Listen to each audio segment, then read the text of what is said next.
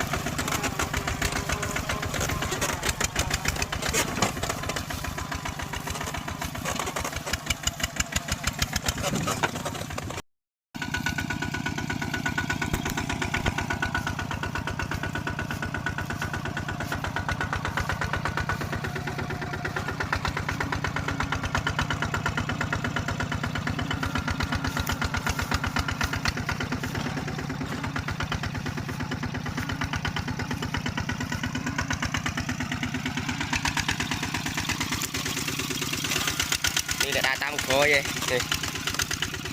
ตาดามเราตาดามโคยยืนช่วย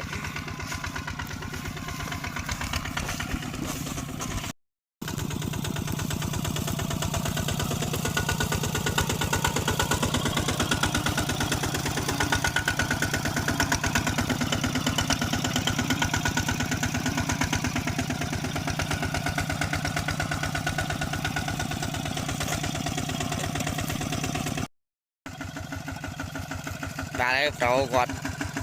bà cô dân mà đất anh cô đã sai không thì ở cái lăng này bơi mưa ngay như rồi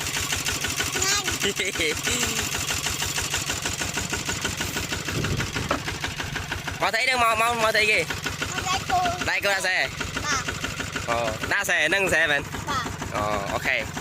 cả nhóm chia cái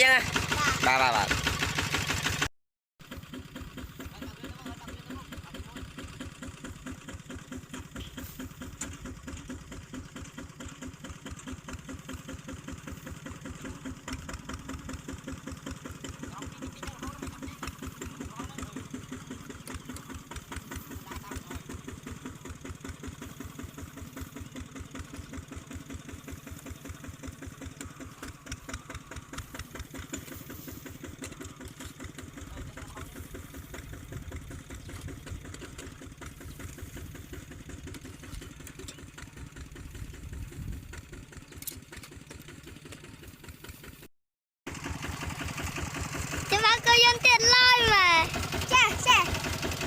cha trắng cha ba đất có ách cơ này cha lôi